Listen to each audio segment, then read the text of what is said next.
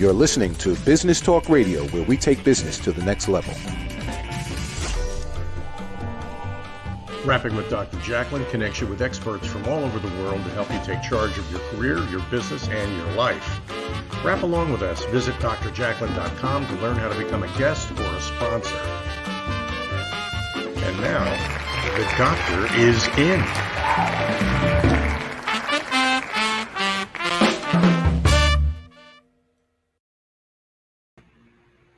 Hello and welcome. We are so happy to have you with us. You are watching Rapping with Dr. Jacalyn presents A Better You. Lessons from the best coaches, consultants, and trusted advisors. I am your host, executive producer, director, and broadcast engineer. This show is all about lessons, presentations from people I have hand chosen to be on my team. They are experts from around the world, and 6 times a week we meet and they share their expertise and their knowledge. We've got 2 people backstage who are phenomenal. I cannot wait to bring them out. Let's welcome Mildred Mohammed and Daphne Diluce. Hello. Hi, good morning. It's nice to see you both. Mildred's joining us from Maryland, and Daphne is outside of London in Windsor, which is such a great place. So it's lovely to have you both here. I'm just going to explain to our audience the way that this works is we will first hear from Daphne, who will do a presentation. Mildred and I will be paying attention, taking notes, and then we will meet and provide Daphne with some feedback of what we learned.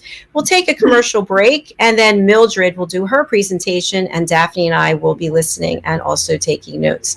But before we do that, let's share a little bit of information about you with our audience. I want everyone to know that I personally am working with both Mildred and Daphne and can tell you that they are phenomenal in what they do. So if you are looking for people to help you in various areas, they're going to share their expertise. These 2 women can help change your life. Let's start with you, Mildred. Please tell us all about you and the value you provide. Okay. Thank you again, Dr. Jacalyn. I am Mildred Mohammed. I am an award-winning global keynote speaker on the issues of domestic abuse and violence. I'm also a certified professional and personal developmental coach.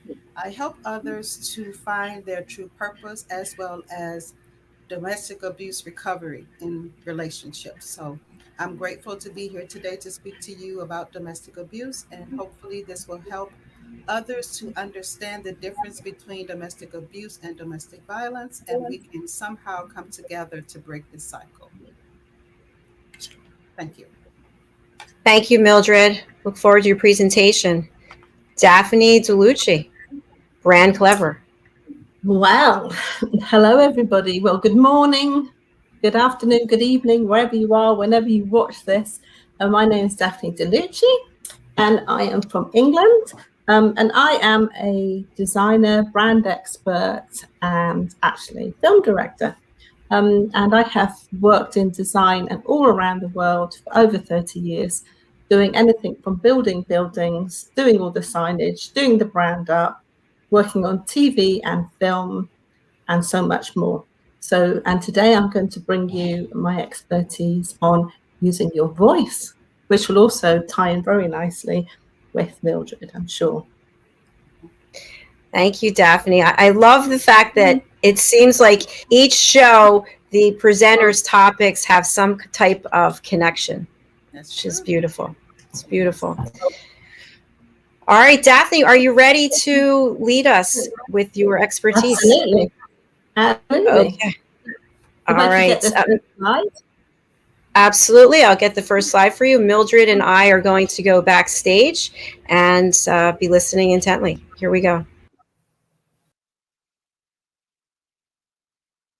So, ladies and gentlemen, welcome to Use Your Power Voice. Now this is really important because in every brand there's a message. But actually, we also are our own brands, and your voice is the most powerful tool that you have. You might not realize that. And your voice can be used as something to actually create the most amazing life and relationships, or it can be used as a weapon. So let me get into this. So we'll just say hello and goodbye to the slide now. Yeah. So let's go first on using the word frustration. And how many of you out there actually have had experience where you haven't been heard and makes you feel so frustrated or very upset or just bewildered sometimes? And have you ever been somewhere and blurted out something, and then as your words are coming out, you're going, oh no, bring them back? I know I have. Yeah. So, and words are very, very important. Now, a long time ago, when I lived in Germany, because I actually, although I'm British, I lived in Germany for 18 years. And I also learned fluent German, and I can talk a lot in English, as many of you know, love to talk. But I always was looking to find crystal words. And I did so much to find these crystal words. I learned, I studied, I did incredible things. And it wasn't probably until 30 years later that I realized I just needed the right ears, because sometimes I was talking to the wrong ears in the wrong way. So when you use your power voice and you're actually deciding what you're going to talk about and who to, it's a good idea that when you're speaking, you need some ears. Now, the thing is, takes me to bodies and body language. And sometimes the people that are sitting in front of you actually are not interested in the words that you're going to say. And it's very important to watch body language and actually watch when you're saying just a few little simple things to see what the other person, how they're sitting, how they're looking. Are they making eye contact? Are they tutting? Are they rolling their eyes? Are they looking down? All of these things. So, use your observance with these things, because it's going to tell you so much about this. And why is this important? Is because this leads to a huge amount of miscommunication. And then also too, if somebody is showing up like that in your life, there's obviously something that's bothering them, something in their life. Maybe they just haven't got the bandwidth about what you're going to say. Maybe what you're saying isn't coming across in the best tone or the best way. Because sometimes people just talk because they talk. They don't necessarily think about what comes out of their mouth. So, another thing about using your mouth and talking is actually about the tone of voice, because you can say one thing in 10 different ways and get 10 different reactions. And the thing is, a lot of people, how they use their voice is that they will speak their mood. So if they're tired, exasperated, frustrated, what do you want? Instead of, how can I help you? Yeah. Is there something you'd like to tell me? Yeah. So the thing is, it's like just in those two little kind of demonstrations there, you can see a world of difference. Now, I much rather have somebody say, "Oh, is there something you'd like to tell me?" No, yes, okay. I much rather have that than, "What do you want?" Yeah, and this is really important. Anyway, a good thing to do is actually put a mirror up in front of your desk or where you work. So when you're on the telephone and actually you're working, it's actually you can see yourself work. You can see how your facial expressions and how you're coming across when you're speaking. Now, today I'm not talking about public speaking, because that is completely different, and I can do one on that another day. But today we're just really going deep and thinking about how we use our voice. Yeah, very, very important. And not only how we use our voice, but what we're going to say with our voice, and what kind of ears are we going to find to hear our voice, and to make sure what we're saying actually lands in the way that we wish it to, and hopefully a very positive way. And sometimes in your voice, you have to use your voice in a way to save your life, or to save somebody else's life, or to manage a very hard situation. So just finding some books on tonality of the voice and actually just having a little look down that avenue is a very valuable thing to do, because tone of voice is so important. And of course, all the actors and actresses and even singers are going to be learning that. Now, I'm very blessed to have some wonderful children, and one of my children is an actress. And we went to Canada to learn. Well, she'd been to university and she needed just to connect back to her acting self and her voice. So to a singing course for 10 days. So we were right by the beach and there was a fantastic group of people. I took my younger son too, who was only 12 at the time. And I didn't realize that we'd all be doing breath work in the morning. We'd all be writing songs and all be performing in the evening. Now, I didn't class myself as a singer, but I had an amazing time. And I also wrote a few good songs. But why am I telling you this? Because of one day, there was just in kind of the 10 minutes that showed me so much, and I learned so much. And there was this lovely guy playing the piano, and he's saying, right, we're going to all sing Annie's song, but we're going to sing it in 3 ways. We're going to sing it like a warrior, then we're going to sing it like the lovers, and then we're going to sing it like in a really happy mood. Anyway, at the time, my youngest son was only 12, and at this time when the song started, the cookies came out of the kitchen, so he kind of disappeared to go and get some cookies so he'd have a stash for the afternoon. Anyway, so everybody is starting to sing Annie's song in a really happy way, and then we go into more of a warrior hard way. And then so Michael's kind of picking up on this, and then he kind of disappears. Anyway, 2 minutes later, we've all switched to singing Annie's song as the lovers. And everybody started bawling. I've never seen anything like it. They really connected with the emotion because the instructor was saying, think of someone you love. Think of somebody that, you didn't get to say goodbye to. Think of somebody where you didn't impart those words. Think about all the regrets you have because you haven't told them how you feel. And everybody was crying, me included. Anyway, my 12-year-old came in just at that minute and he just stood there and he said, you're absolutely mad, all of you. Why are you crying? And anyway, I'm going to tell you why everybody was crying. And the thing is, because they were actually really connecting to themselves, and they were thinking about how to use their voice, and they were thinking about all the things that they didn't say to wonderful people that they cared about. So you see, the power of your voice is phenomenal, and just in a switch, you can be triggered and it can take you back there. And just as the power of your voice or somebody's voice can be so violent and can hurt you very much and cause terrible things. And anybody out there that has been in abusive relationships or experienced them now, or even been in workplaces that are extremely tough, or even people that have been in prison, or people that have been kidnapped, or all sorts of things, the way that the voice is used will have a huge impact on them, so much so they can even get post-traumatic syndrome. So your voice is a very serious thing. It can go from the sweetest thing to the worst weapon. And this is why it's so important to master the art of using your voice. Right, Dr. Jacalyn, if you could please, called Dr. Jackie, because I love her.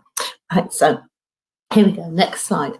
So I've designed something for you all today, and it's called POP, because I think POP is a lovely word, and I think it's easy to remember, and I think it kind of instantly tells you something. So pop, pop, pop.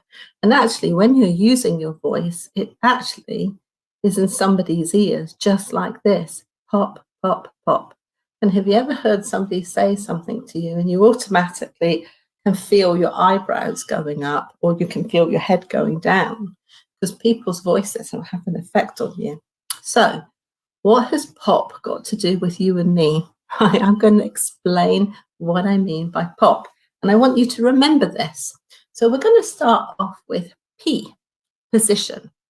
So But just when you're in your life or your work, depending where you want to go with this, because this pop will work in any situation because I've tested it.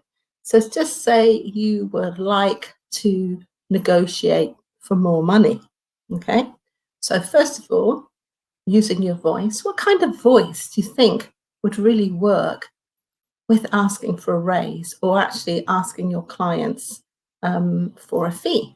What kind of voice? Okay. And how many of you actually sit down and prepare what you're going to say before you say it? Email me if you do that, because I'd love to hear from you. Right now, so this is about positioning. So you're going to ask a client for a fee, or you're going to ask your boss for a raise, or if you're kind of living at home with mum and dad and you're listening to this while your mum is doing work, how are you going to negotiate your pocket money? Okay, so it's all about positioning. Now, the first thing you have to do is really figure out who you're speaking to. Because if you're speaking to a boss who is a no-nonsense kind of guy, he doesn't have much time, then coming along with the dialogue of justification is not going to help you. He'll probably demote you, doesn't want to pay you what he already pays. Okay, so you have to work out the other person first. Okay, say that you're somebody that wants to start charging fees for the services that they do. And it's all about the positioning. What do I mean about positioning? So we're charging fees to a client. The first thing we have to do is thank the person for showing up and being there, thanking them and appreciating them, and using a tone that actually matches their pace. Yeah.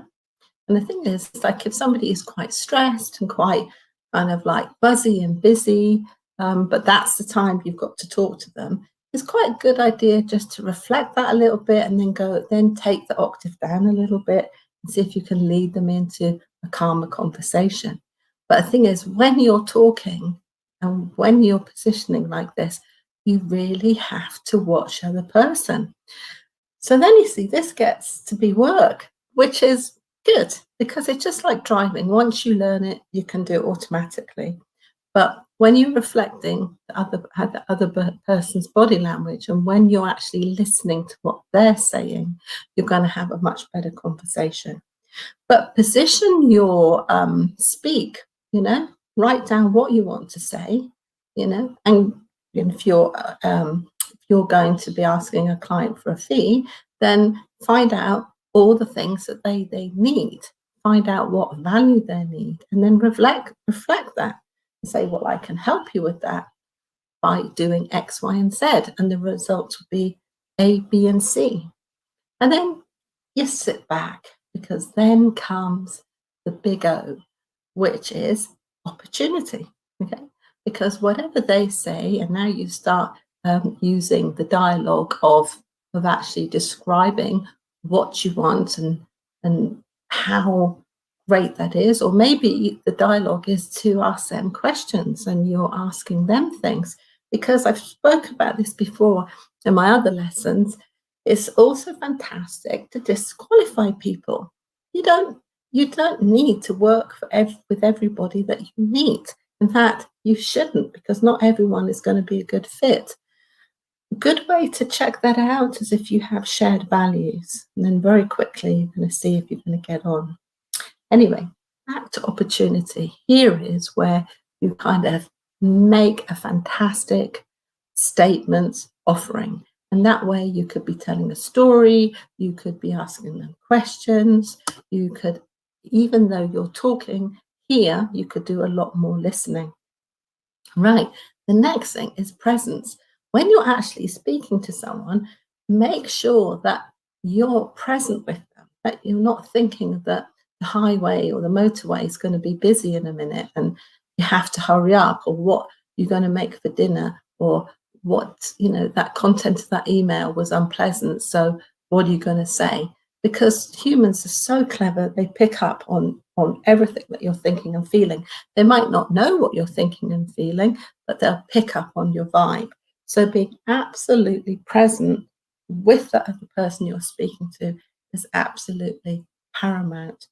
And then with this presence, you actually then kind of lead them to where you want to go with this. So this is pop. Now, this is a very short version of pop. I have a whole methodology and a whole, like a much deeper version of pop, which perhaps we'll do in the future. But that is that for today. Now, if we could go on to the next slide. It's about using your voice now.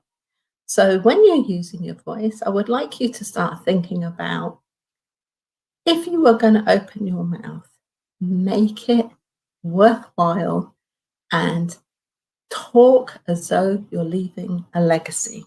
And the reason being, you are your word. And there are so many people out there that come across and will talk to you in many different ways. Some people will be very truthful. Some people will be very ambiguous. And some people will be downright liars. Yeah. And the sad thing about that, when I say you are your word, so are you lying? Are you ambiguous? Are you truthful? Sometimes you can be too truthful. Sometimes people don't want to know all of, well, everything, all the drama and everything. Sometimes being ambiguous can be useful, but most of the time it's quite annoying. So you actually are your word. And as to lying, that is something your own conscious and you will need to have a chat about. But when you find out that you've been lied to by a friend, a client, whoever that may be, the relationship is never the same again. It's broken. And it doesn't ever connect. I've worked with, gosh, thousands and thousands of people now, and in all sorts of combinations. And when I see people have been lied to, the relationship is broken, weakened. But that's for a good reason, because actually you need to really wake up if people are lying to you, because that's telling you something. Okay, so they're using their voice to show you who they are. They are their word.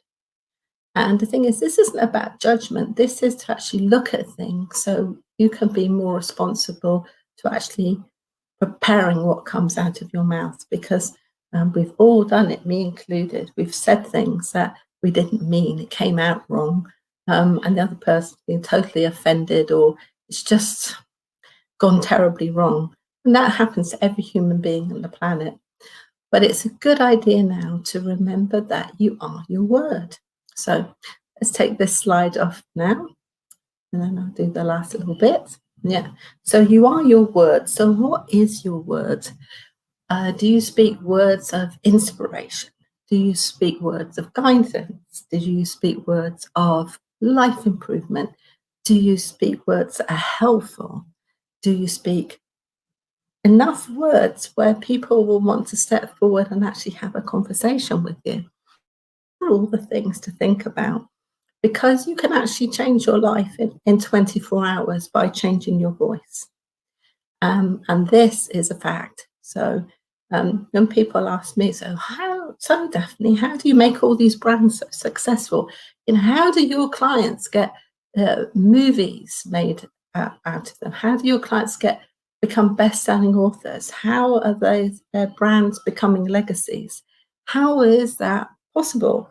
Well, they have to change their language, because branding is a language, and branding is your promise. But you are your word. So now out there, I know you've all got beautiful words. And please don't have any regrets, like all those people around the piano singing the Annie song, bawling their eyes out because they didn't say that thing to those special people. And this week, I had a really lovely experience. I'm not going to out them, but somebody sent me a beautiful song about being a friend. And it was so wonderful. And it really touched my heart. That will stay in my heart forever. So you see, you can even use words through songs. You don't even have to say them yourself. But words are very important. Yeah. Now, I also would like you to set yourselves a goal and not just be listening to all these lessons on Dr. Jacalyn's Be the Best You. I'd like you actually to start taking action, because we really need to hear stories. And we were so excited about your life improving, your business improving, and any little word or sentence that any of us might say make a real difference to you, because all these presentations are for you. They're certainly not for me, for you. Okay, so I really want you to think now what your biggest challenge is right now, and just really feel that. How does that feel? Is it exciting? Is it painful? Is it frightening? And then I just want you to kind of write that challenge down. Then I'd like you to spend a little bit of time on thinking about how you can use that voice to change that situation for the better. Anyway, thank you for listening to me. I've had a lovely time, because when I come out and speak to you, I get out of the office, out from the computer. I get to talk instead of listening, and instead of like creating things, wonderful things for people. Anyway, thank you for now. Bye-bye.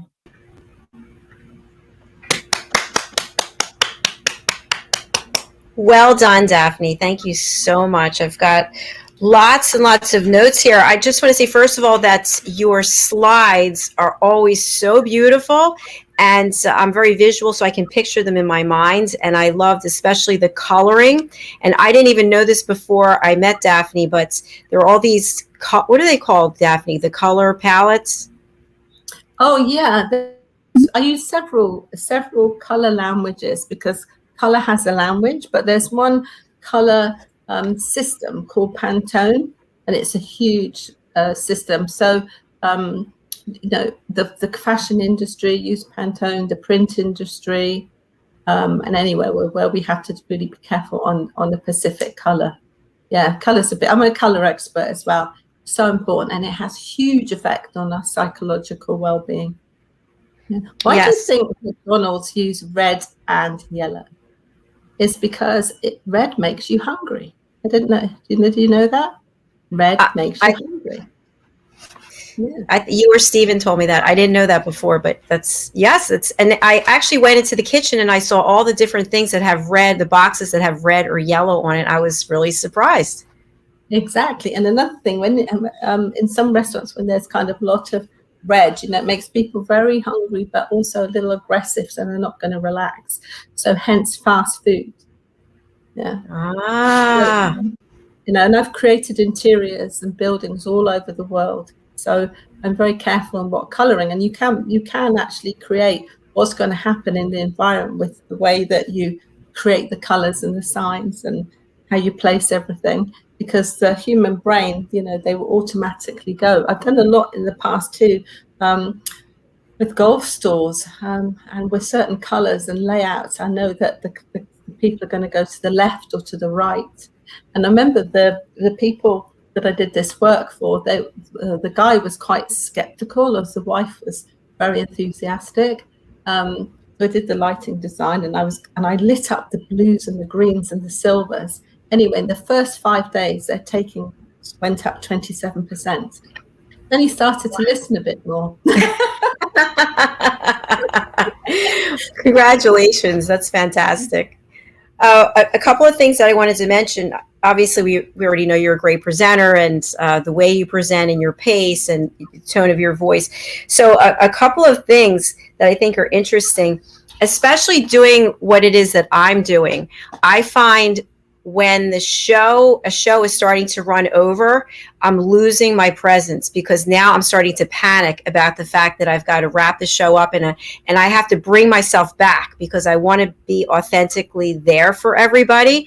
And so I'm just wondering if that happens with anybody else that has that experience. And then the second thing is, I loved when you talked about thinking about who is your audience and how would they like to receive the message, and are they ears for you?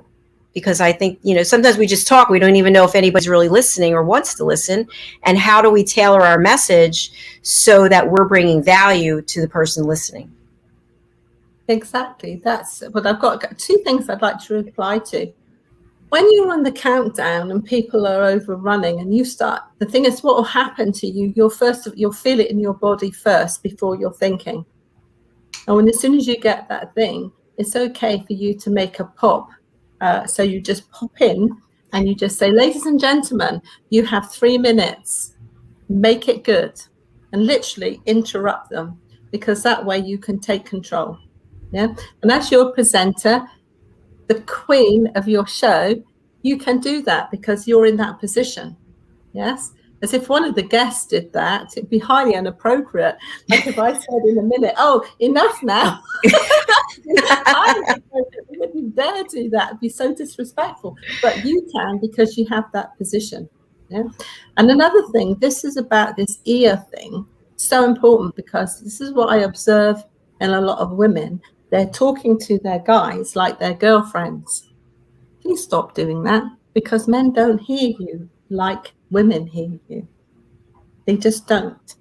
So the best thing, actually, the way it really works with guys is actually not to talk to them too much, right?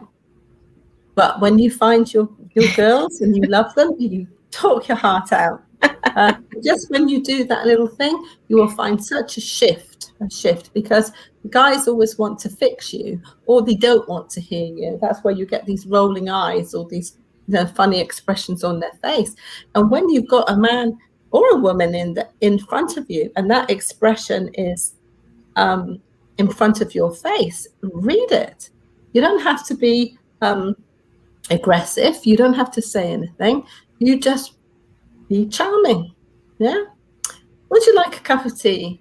I'm going in the yard, or whatever. But just see it, move on, reposition. This is why getting into this pop thing is really good. It will help you, help lots of people. That's great feedback. And I know with both of you, I've done this. I'll say, listen, I just have to vent, blah, blah, blah, blah, blah. But I wouldn't do that to a guy. I wouldn't, give 45 minutes of blithering to a guy, because I know that they don't want to hear it, and they don't want to hear it that way, because then they want to try to fix it. And you don't want to be fixed. You just want someone to listen. So I think, again, it's finding the right set of ears for whatever it is you're trying to convey. Exactly. And not only that, the thing is, sometimes we do really need to talk to the men in our life. And sometimes you have these wonderful conversations with them, but you really need to make sure that the conditions are right? The positioning, the people's places and things, is that right?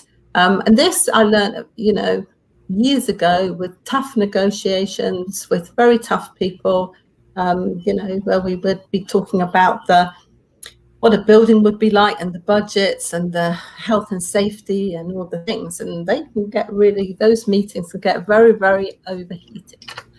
So it's important. And not only that, in couples, relationships can get very overheated very quickly, and there's nothing even wrong. It's just that whoever is being reactive instead of listening. So I call it sacred listening. It's a good idea to learn sacred listening.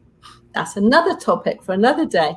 But the thing is, it's like, if anybody out there today just listens to what I've presented, it can save so much and change so much for them.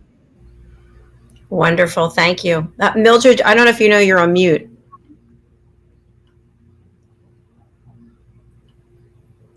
There you go. Oh, there you go. You're not anymore. Did you have any feedback you wanted to share with Daphne? I like all of what you said. It resonated with my mom. She said, if a man doesn't have a word, he doesn't have anything. And so you really have to make sure that your word does not come back void. Got to make sure your word, you can take that word to the bank and it won't be insufficient funds. I liked everything that you said about the words, especially when how you're talking to people. It's not always what you say, it's how you say it. And that's pretty much what you were saying. And I just appreciated everything that you had to say about the words that you choose and how to communicate that to people that you're talking to. Yeah, well, thank you for that feedback. It's quite interesting doing these presentations, because what I've noticed is that I'm actually listening to what I'm saying, because normally I'm in a position of giving all the time. So it's output, giving. But when I'm hearing myself, I'm actually hearing myself. Wow, amazing. So to me, one thing that I really heard was actually to say those great things to the people that you really care about, or people have done you kindness, or people that might need a bit of a lift, actually just take 3 seconds longer. You don't even have to talk to them. Send a song like my fabulous friend did. Send a voice note. Say you love people, if you do. And, really bring in this beautiful energy, because it can just change somebody's day just in a heartbeat. So that's what I heard. So true. And thank you to the beautiful Diane Boehm, who's watching. Fabulous tips. Thank you, Diane. Always good to know that you're here with us. One thing I wanted to share with you, I thought this was interesting. Not long ago, I got a call from someone I hadn't heard from in a long time. And the person said they wanted to find out how I was doing. And they've been watching, and they're all supportive. And I felt really good, really good. And all of a sudden, the conversation changed, because the person wasn't really calling to see how I was doing. They wanted to sell me something. And as soon as they found out I wasn't interested in buying, it completely changed. They were no longer present and couldn't wait to get off the phone. And that just reminded me, when you were talking about presence, that, you get these vibes, and it's like, then you go to yourself, oh, I guess they don't really care about me. But then you realize it's not about me, it's about them. They had a mission, and they were teeing it up in an inauthentic way. You see, that's what I mean about presence. It's like, because when you're speaking, other people can really feel it. But when you're listening, you can feel them too. It's a two-way thing. Very important. It definitely is. It definitely is. Mildred, anything more from you on this? Well, also when you were saying about when someone is telling you how they are, believe them. The first time, that's something that Maya Angelou also said. The part that we seem to forget, though, is the first time. We just continue to let this person do this thing over and over again. And then we're surprised when we finally realize what has happened when they told you months ago who they are. So, yes, it's really important to listen to the words, not what you want them to say, but listen clearly to what they are saying. Because sometimes as women, we can interpret something the way we want it to interpret it, instead of the way that it really is being said, and kind of get lost in that translation. Yes, absolutely. Yeah, another thing I wanted to share is, so someone shows you who they are, right? The way you interpret it, but then you realize that they're not really that way, and they show you a whole other side of them, and you accept it. You say, okay, silly me, I thought they were this way, but they're really this way. And then they turn around and come back again. Just when you thought you were finished with them, they show up again, acting like they were the first time. And what do? Do you be fooled a second time? Or do you say, no, you already showed me who you are? You use tact. And let them know that because the first person you experience is the representative. So once that person feels comfortable with who you think they are, then they go back to the person that they were before, who they really are. So that's all that is. It's crazy. And my dad had a saying, which I'm sure other people have said, but a bad penny always turns back up. So beware. It's a good one. It's also a very good idea to actually to keep your feelings switched on, because in the time we are in the world, we are quite desensitized by our mobile phones. So we tend to react to whatever the little phone is saying or bleeping, and we don't feel. It can take us out of our feel. So I would say everybody, you have to kind of like feel your feelings. Right. Feel it and let it flow, feel the feeling and step into the flow. It's one of my words. Some people are going to say, oh, you're flowing. And I go, yes, and it's wonderful. I get 3 days work done in one because I am. But no, because your feelings, because our brains are fantastic. We're wired to pick up all this stuff. So why not use it? It's free. No contract needed. You don't have to plug it in or charge it. It is in you. So when that bad penny's turning up, their voice might hypnotize you, or their mannerisms, but your feelings will be telling you. Yeah. Doesn't feel right. Yeah. Woo! Alert! Alert! Yes. Mhm. Fantastic conversation, ladies. I'm going to take us to a break, and then Mildred, we will be spotlighting you. How does that sound? Sounds good. All right, let's hear from Ashley Owens. I love Ashley because I actually got my start with my first interview because of her. She interviewed me, and it was the first time I was ever interviewed. And then from there, it went on. So let's. A networking strategy that works for you.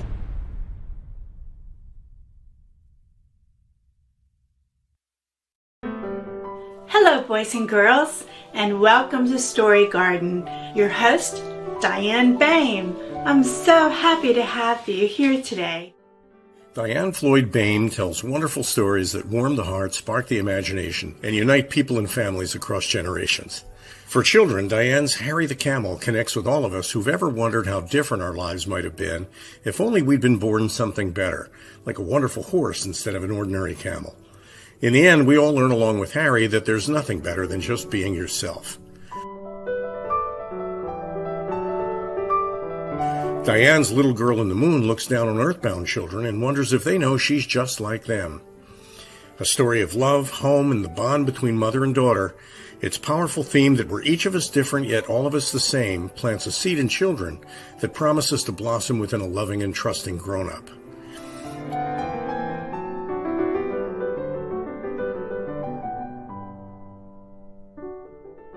Diane's new biography, Rise, recounts the experiences of her grandmother, Ruby, to reveal the hidden strength of the human spirit. Ruby's story inspires all of us to become the best versions of ourselves. You'll find all of Diane's delightful books and much more at dianefloydboehm.com. Visit dianefloydboehm.com. That's dianefloydboehm.com.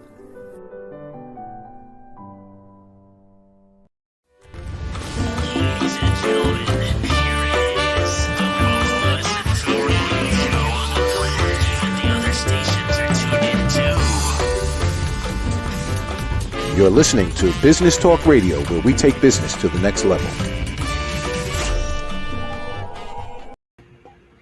Hello, hello, and welcome back. You are still watching Rapping with Dr. Jacalyn presents A Better You. Lessons from the best. Here they are.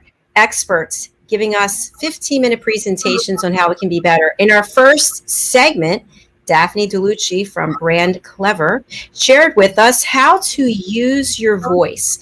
And she gave us a nice acronym, POP, P-O-P, which stands for Positioning, Opportunity, and Presence. Thank you so much, Daphne.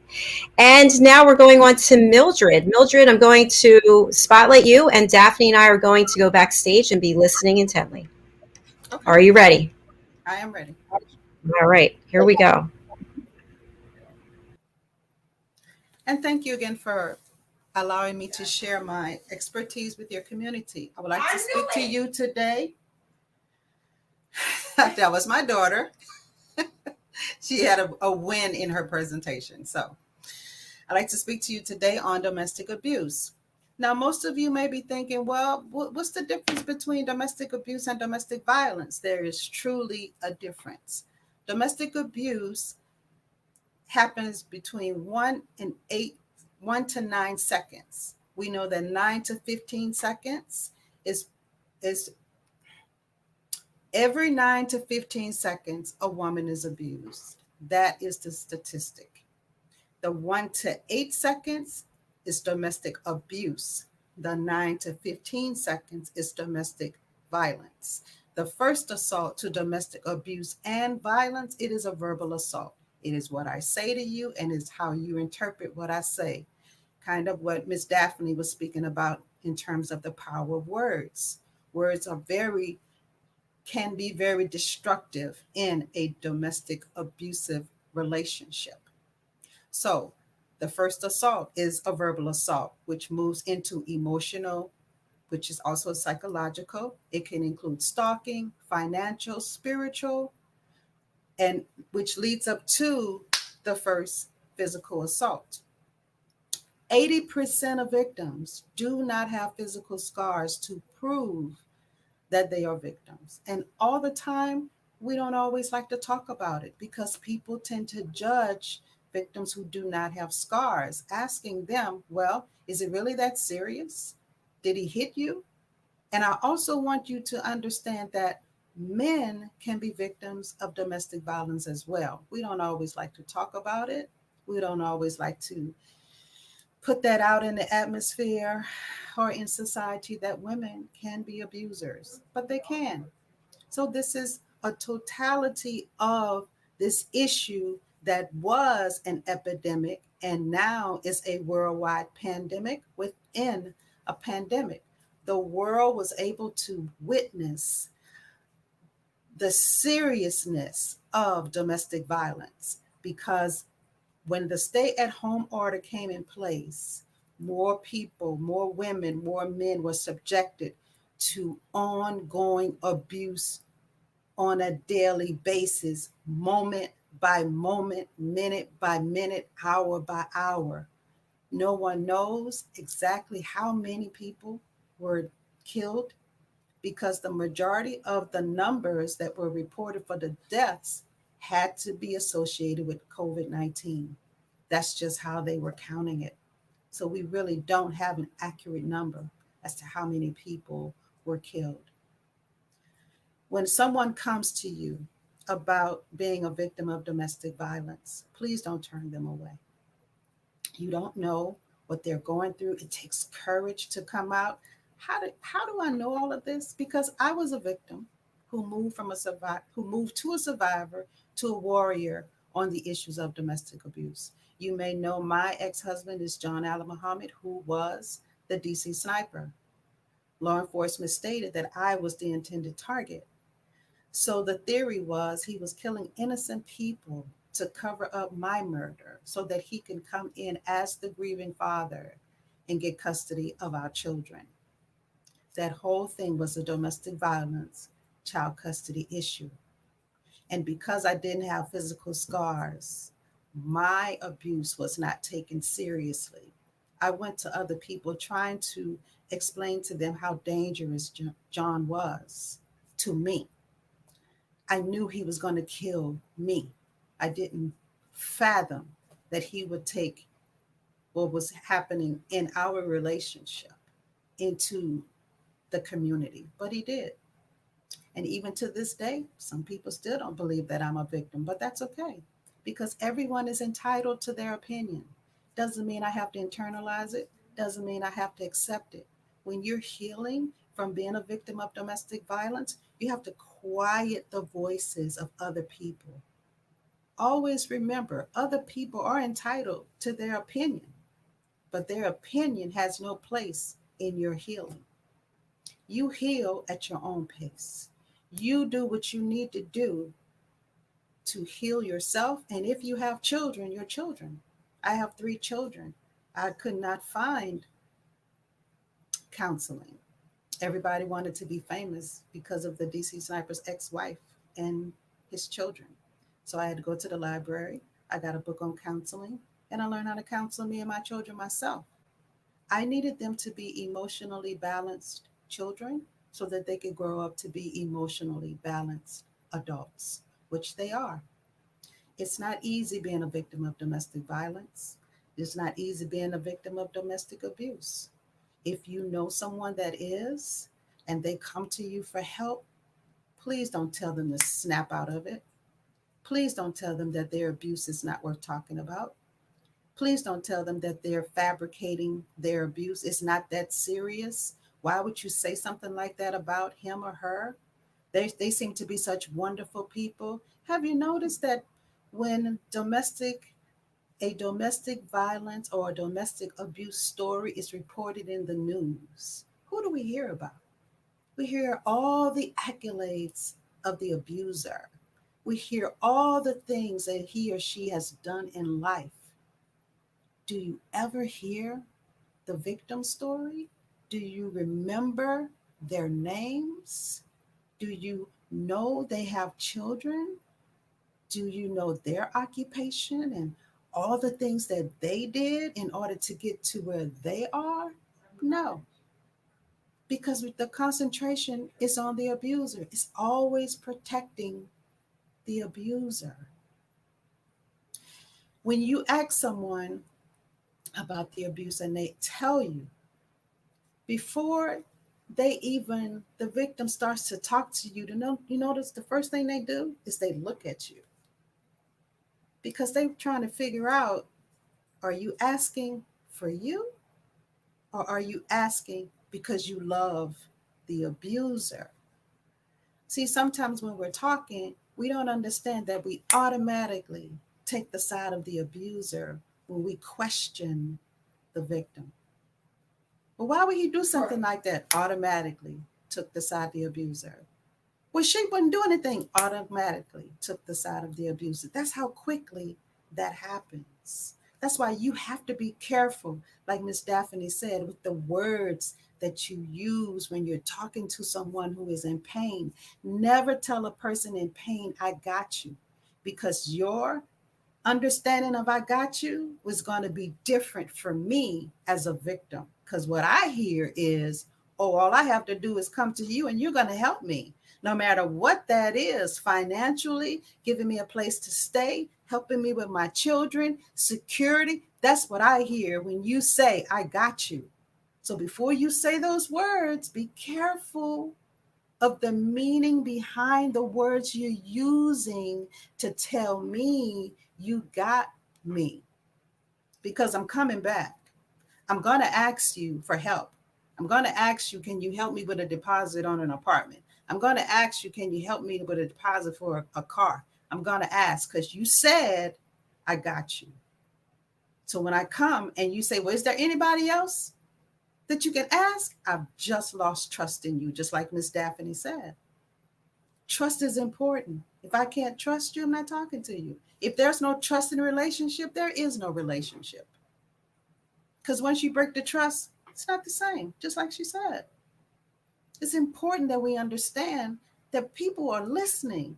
Victims are listening. You sizing me up as a victim, I'm sizing you up as a person who said they're going to help me.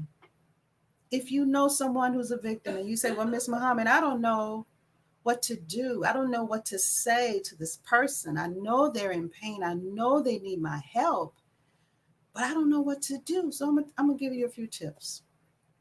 So the first thing you need to do is set your boundaries. See, the first part is about you. Set your boundaries. Know what you will do, what you won't do, and what you can't do. If you have a significant other, talk to that person about what you want to do to help this person that you know is a victim of domestic violence. Don't ask the victim, or don't say to the victim, why do you stay? We have our reasons, but you never go to the abuser and ask, why do you abuse? Why don't you ask the abuser that? Are you just as afraid of the abuser as I am? Do you not want to upset the abuser like I do? Is it possible you can be in a vicarious type of victim because you don't want to go to the abuser because you know how the abuser is? Most family members of the abuser know that person is an abuser and they are afraid of the abuser. So when you get a victim that goes to the police and you get the family of the abuser attacking the victim, it's because they don't want the victim to hold the abuser accountable, which is what we need to do as a global society. We need to hold the abuser accountable for the chaos he or she is causing in the family, including the children. So you got your boundaries in check. You talk to your significant other. Now that the world is opening up, we can go to lunch, we can go to dinner, we can go out to the park, right? Don't take this person to dinner. That time is checked. The abuser want to know, why is it taking you so long to get back? Well, you know, you can't say, well, I was with and I was talking to. No, don't do that. Take them to lunch. Take them out during the day. Don't ask them what's going on. You already know. You're wasting time. Just ask, how can I help you? Because remember, you got your boundaries in check. Now, again, as I said before, the victim may look at you because you never ask a victim, how can I help you? Because you're too busy telling them what to do. And when you tell a victim what to do, you sound just like an abuser. You asking me, how can I help you, is the most empowering question you can ask me, because what does that say to me? You actually care about a decision that I need to make, and you're willing to be there with me as I make that decision. Every victim wants to leave an abusive relationship, but every victim doesn't know how. Don't know how to leave. He or she may be controlling all of the finances. They may take the keys to the vehicle when they leave. We don't know how to leave. If you can help me, help me. If you can't, pass me along to someone who can. Don't play the hero in my life. Don't put yourself in harm's way trying to help me. I don't advocate for anyone to do that. Give them the National Domestic Violence Hotline in the United States, which is 800-799-7233. They can help them to find the resources that they need. If you say, I don't know, I don't want to do any of that, give them the resource information. You can do that, because that way you are able to know that that person is not sitting over there in all that abuse. I gave them the information. They should be okay. But check up on them every now and then. Don't text, don't email, call. Just check and want to hear your voice. How you doing? Things okay? Ask questions, yes or no questions. Don't ask questions where they have to go into a whole dialogue and the abuser is right there listening to everything that they have to say. Yes or no questions. Are you okay? Yes. Anything you need? No. Set up a code in a text that if I text you 211, I need you to call the police. That's what that means. You get a code set up with the victim if you're not able to do anything physically for them. Don't leave them out in the cold. Don't leave them to fend for themselves. They don't know how to leave. Help them as much as you can. Thank you for allowing me to come into your space to share this information with you. There are so many people in pain at this time, and there are so many people that need help. Don't leave a victim out in the cold when there is something you can do. Don't feel that there's nothing, because there's always something. Thank you.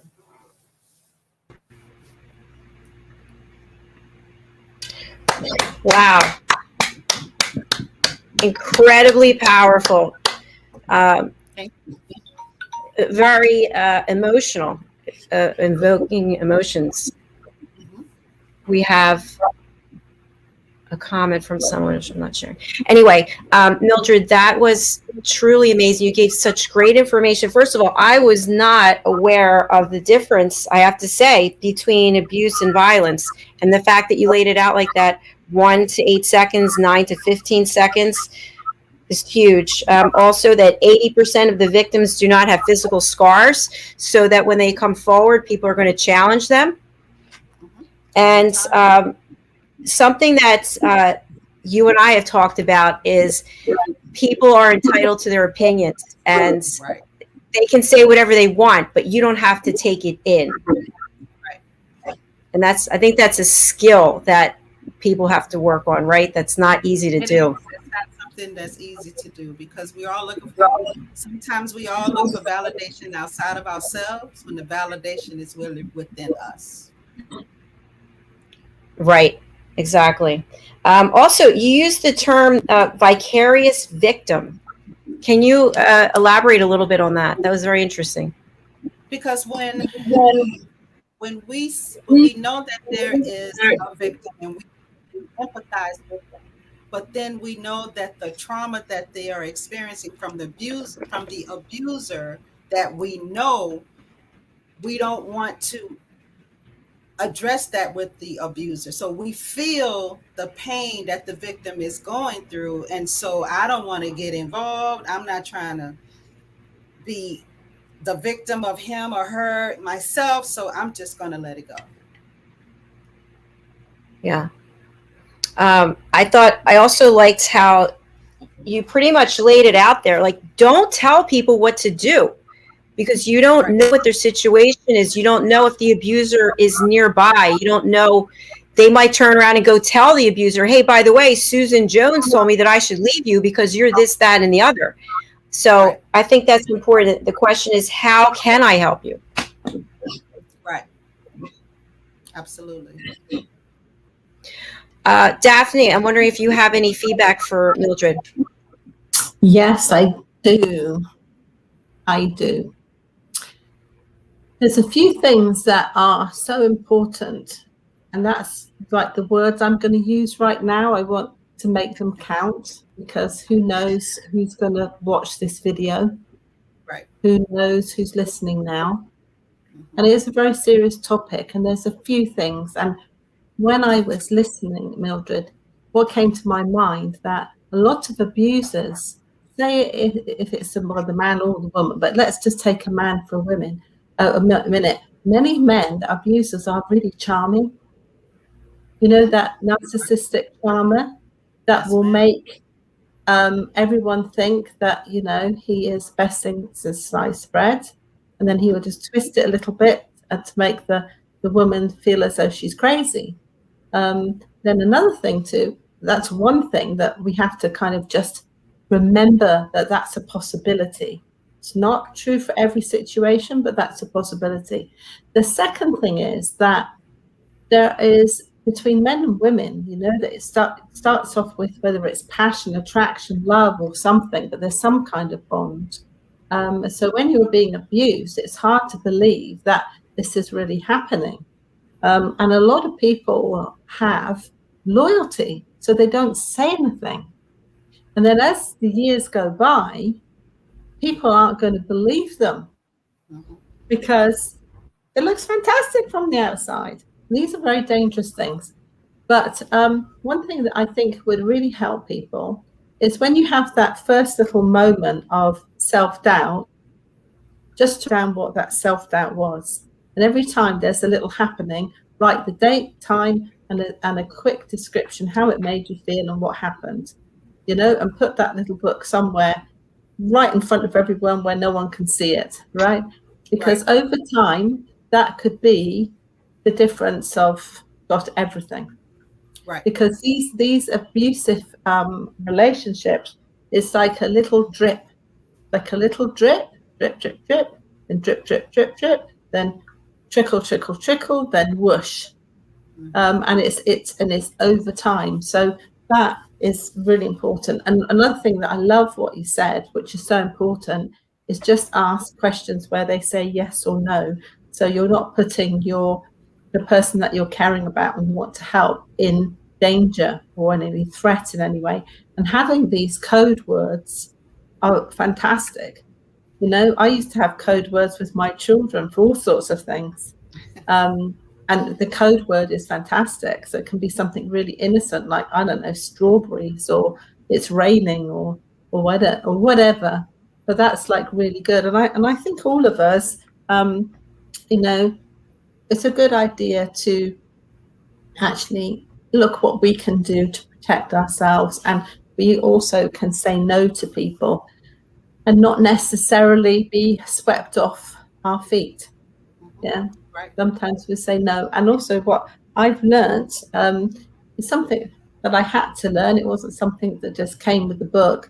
But it's quite interesting. What is for you won't go by you. And if somebody is a really decent relationship, you can push them back a little bit. They're not going anywhere, you know. And this is such an important thing. And as for lots of people that are within, you know, confined spaces and things like that, I actually think it's okay as a couple to work on your own boundary wheel with each other and say what's not okay and what is okay, because you never know how all these things trigger. Anyway, it's a big subject, and I really appreciate every word you said. Thank you, Mildred. Thank you. Yes, thank you both. And I know from my own personal experience, I was in a relationship where everything looked beautiful, traveling around, always getting roses and beautiful gifts. And there was a lot of things going on behind the scenes that nobody knew about. And you think to yourself, is anyone going to believe me, number one? And number two, well, I made this commitment and now everyone's going to think it's me because I'm breaking this commitment that I have with the person. And at least in my situation, you start to lose your self-esteem and you start to feel weaker and weaker. And the abuser capitalizes on that. And you have to break the pattern and break away. We do have a comment from the lovely Diane. And wow, Mildred gave life-saving tips. The fact she experienced it makes people trust her opinion. Thank you so much, Diane. Appreciate you. All right, ladies, this was an excellent show. Thank you both for being so authentic and bringing lessons that are really relevant and can help so many people. If you missed the beginning of the show, please go over to our YouTube channel, Dr. Jacalyn LLC. You can watch this broadcast anytime you want. Please share it with people that you think might find value in it. I think that's a great way to share something without actually saying something if it is a situation that is, somebody really needs help. So Daphne, thank you. Mildred, thank you. I'm going to say goodbye to both of you for now, and I look forward when you come back for next lessons. Okay. Thanks for having me. Before I let you go, I'm sorry, why don't I let you give your contact information again? Mildred, I'm going to spotlight you and run your banner. How can people get in touch with you?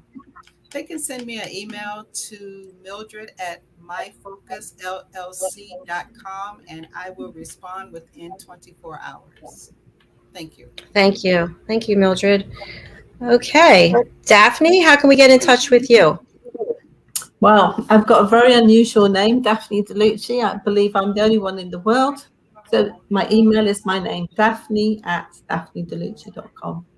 I welcome all emails and questions and comments. Thank you, Daphne. All right. I'm so glad to see you lovely ladies here on Friday, and I wish you a beautiful weekend. You too. Thank you. You too. Lovely to meet you. Bye. Nice to meet you too. Bye-bye. Thank you. Bye. Wow. Powerful presentations by two women who know what they speak of. So I hope that you will continue to follow their presentations and you will have the opportunity to go over to our YouTube channel, as I mentioned, Dr. Jacalyn LLC. Just go across to the top where it has playlists and look for A Better You. I think we are on our 60, what number was that? That was our 67th A Better You presentation.